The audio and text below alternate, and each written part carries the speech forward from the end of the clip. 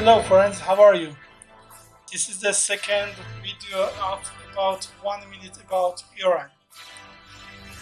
Tehran's Freedom Tower was designed by Hossein Amanat, an Iranian architect, and built under the management of Mohammad Fatih in 1917.